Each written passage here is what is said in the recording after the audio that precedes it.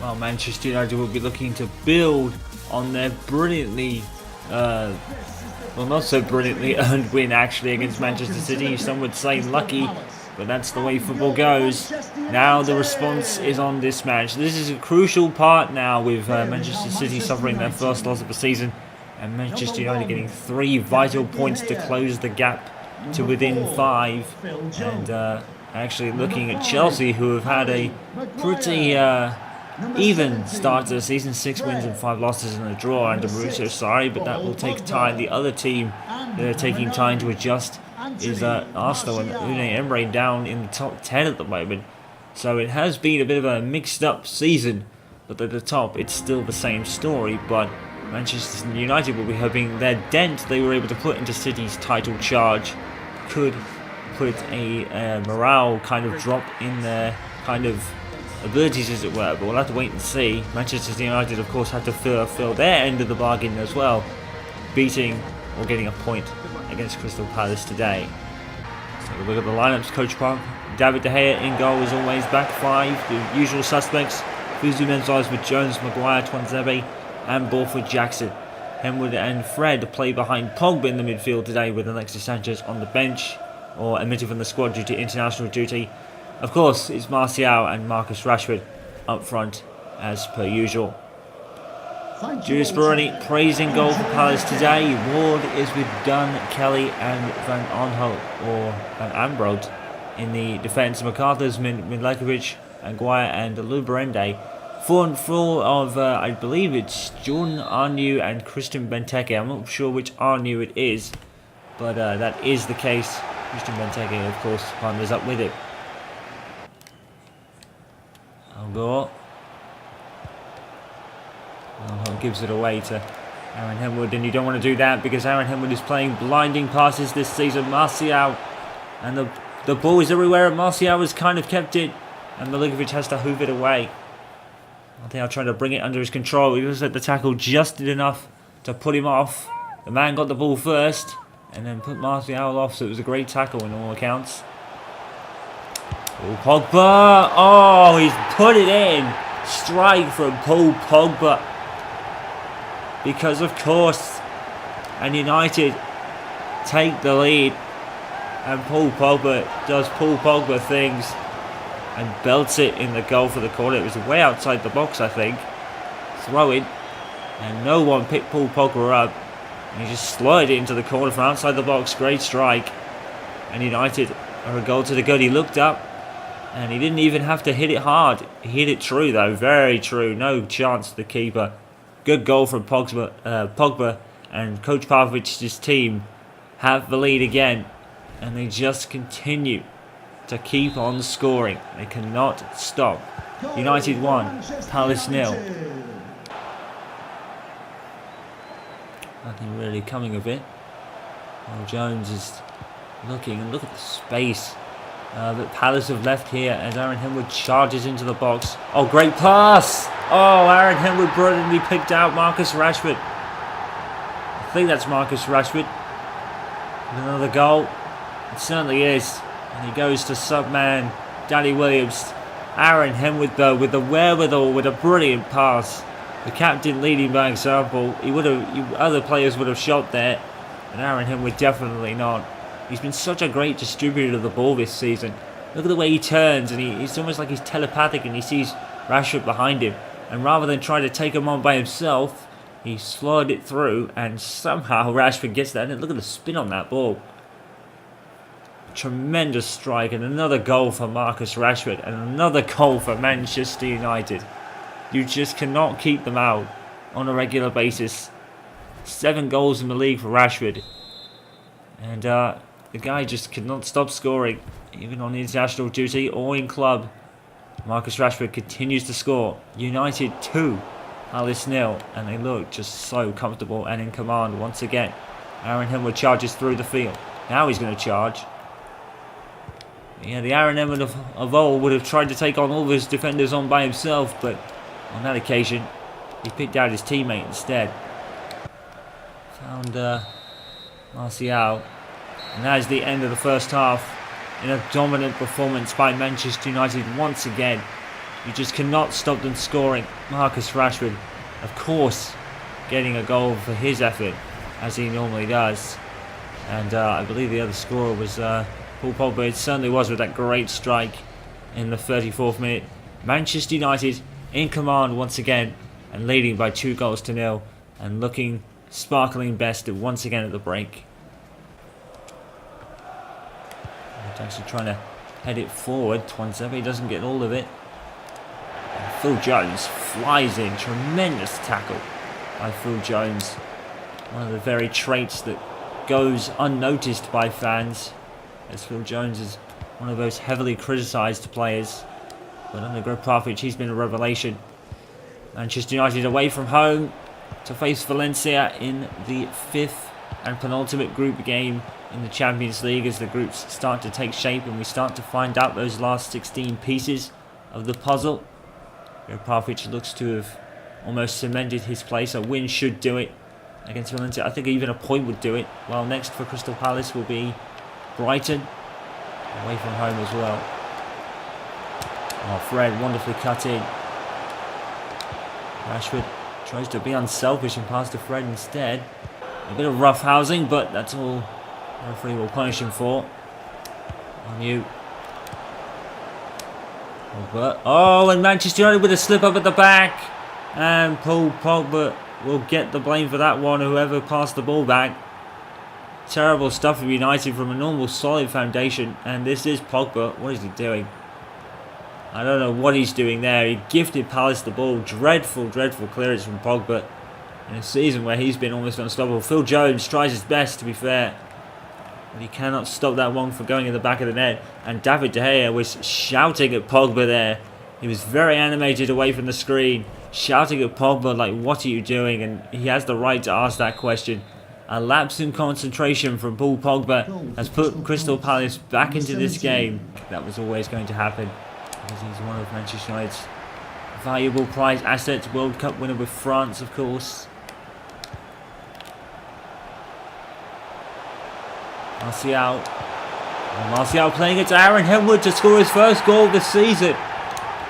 And he has finally done it. He's been a bit of a dry one, but Aaron Henwood scores his first goal of the season. Wonderfully found by Martial. Unselfish by Anthony Martial. And Aaron Henwood trademark, slotting it in the corner. Absolutely no problem for Aaron Henwood. That is a wonderful strike right into the corner. No one can get it. And trademark celebration, of course, as he points to the sky once again for another Manchester United goal in his career. He's been pretty much doing the Ryan Giggs of scoring in every Premier League season he's ever partaked in so far. And he really is on the Ryan Giggs trail for that one. He makes it Manchester United 3, Palace 1, and they're just looking in command despite the bit of a blip there from in the goal, but United just always look like winning. Wilfred Jackson heads it out. Well, he normally does it, doesn't he? Pulls the strings. Aaron Henwood has been doing it for so long now. His 13th season as a Manchester United player. And now an official Under Armour athlete, of course.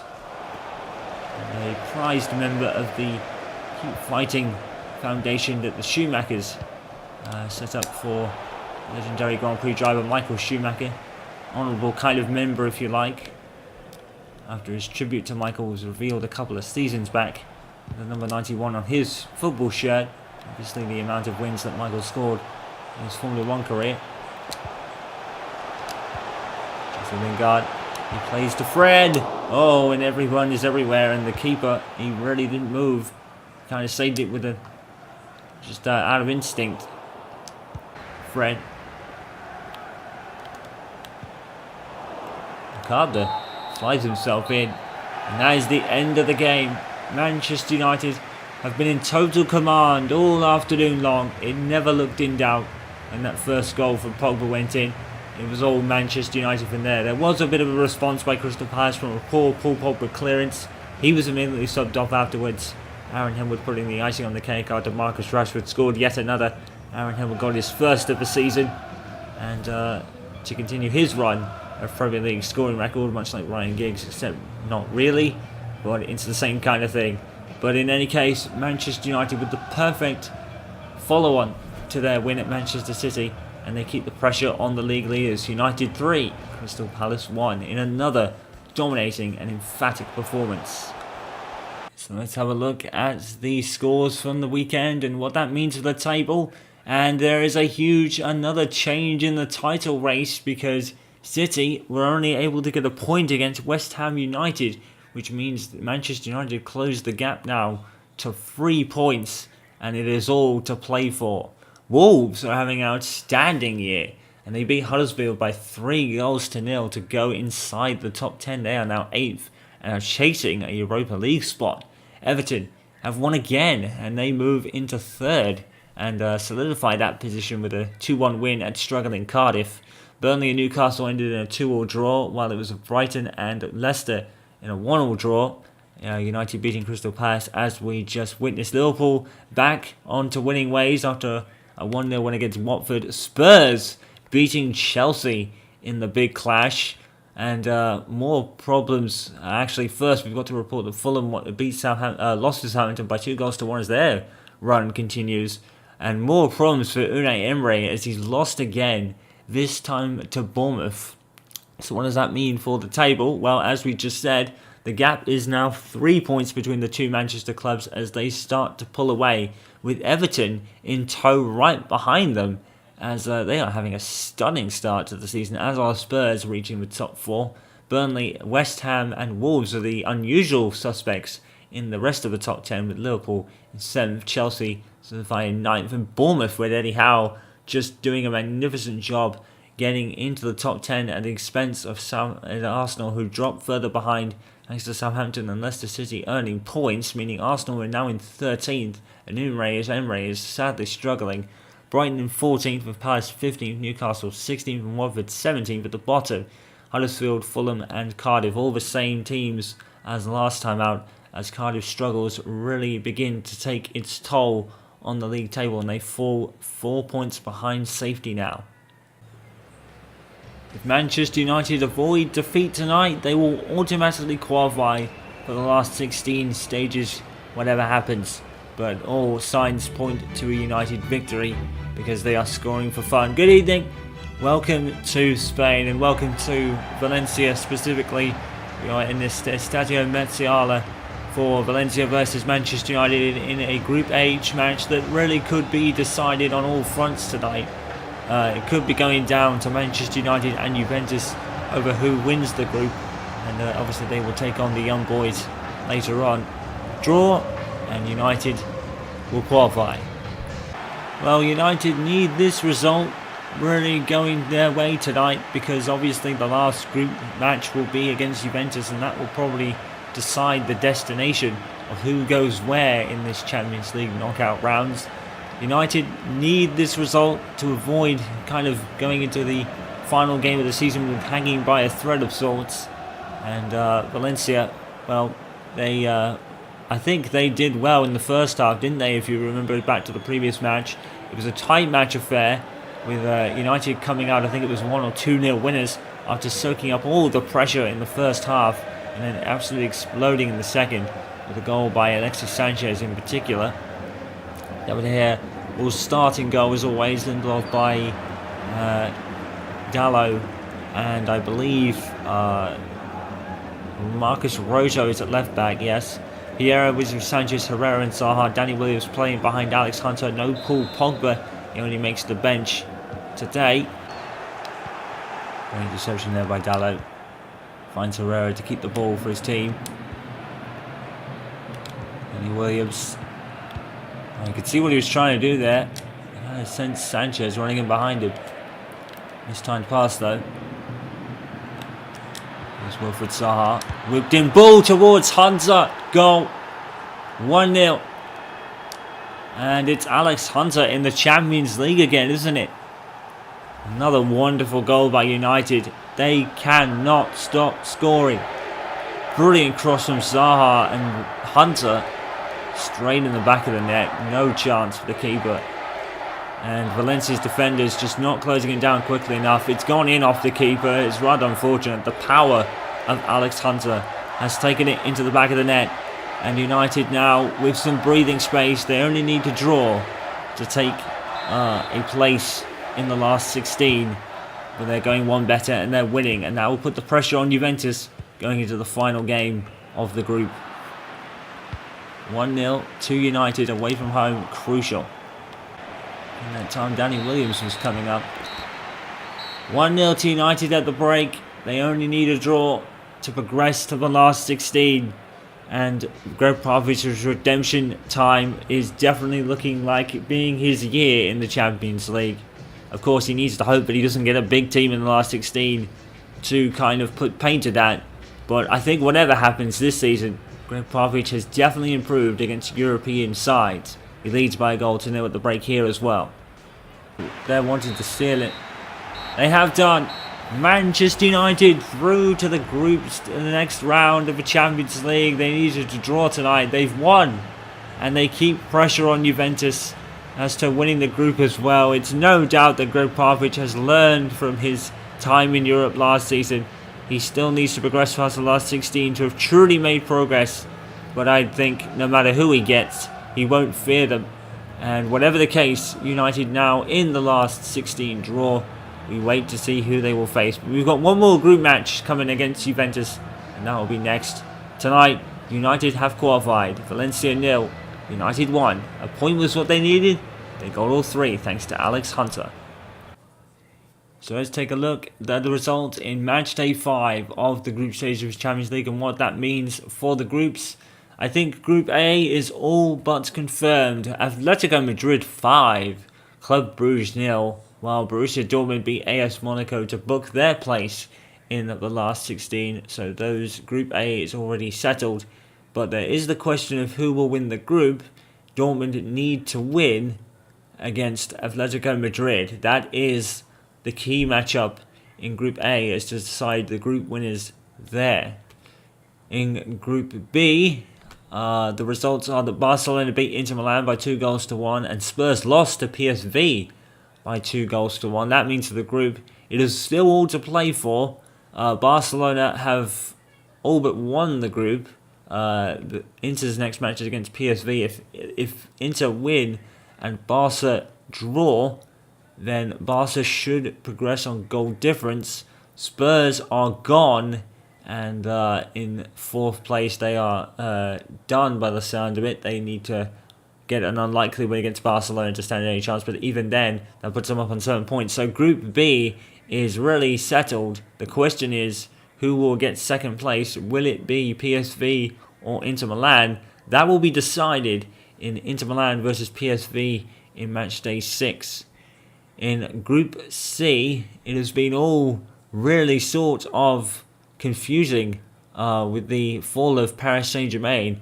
They beat Panathinaikos by 4-0, while Liverpool lost to Napoli by 1-0. What that means is that Napoli will take on Paris Saint-Germain, and if they draw, they will win the group no matter what Liverpool do. Liverpool have Panathinaikos. Paris Saint-Germain need to win by a lot and hope Liverpool don't get a result against Panathinaikos to stand a chance of getting through. Never did we think we would say that. In Group D, it is all but confirmed as Schalke and Galatasaray. That was confirmed last time out, I think, when we had match day 4. Lokomotiv Moscow drew against Galatasaray 0-0, and Schalke and Porto would have won all draw as well. It's going to be a question of who wins the group. Galatasaray will take on Schalke to decide that very match in match day 6, to decide that result. In Group E, it's Bayern Munich and SL Benfica by a long way, and I think Bayern have all but won the group. Get a result against Benfica and they will do so, but I think even then, Bayern are all but won the group with Benfica in 2nd. Ajax, unfortunately for Daley Blind and his team, they have crashed out. And AEK Athens, if they do not get a result against Ajax, they will go out with no points scored whatsoever. In Group F, Manchester City have all but won the group. TSG Hoffenheim have a chance of winning it. City beat TSG by 3-1, and Lyon beat Shakhtar Donetsk by 2-0. So City will take on Shakhtar Donetsk, and TSG will take on Hoffenheim, Lyon, of course. Lyon, if they beat Hoffenheim, stand a chance on goal difference, so that will decide that very matchup. But as far as winning the group is concerned, after a bit of a shaky start, that looks like going to the runaway champions-elect Manchester City, as they have picked up the pace in the Champions League. They are now could be winning Group F by virtue of anything, really. I think that's all but settled there. In Group G, the champions Real Madrid have won the group after their 2-0 win against Victoria Pilsen, and Roma losing to CSKA Moscow by 1-0. No matter what happens between Roma and Real Madrid and Pilsen and Moscow, Group G is all set in stone already. Group H, finally, as we said, Manchester United will take on Juventus to decide the winners of the group. Valencia and the Young Boys, of course, eliminated a while ago. Get a result against Juventus. Any result against Juventus and Manchester United will win. Juventus need to win to go through as group winners. It's all to play for in the last 16, but the questions are still to remain of who will go where in that draw.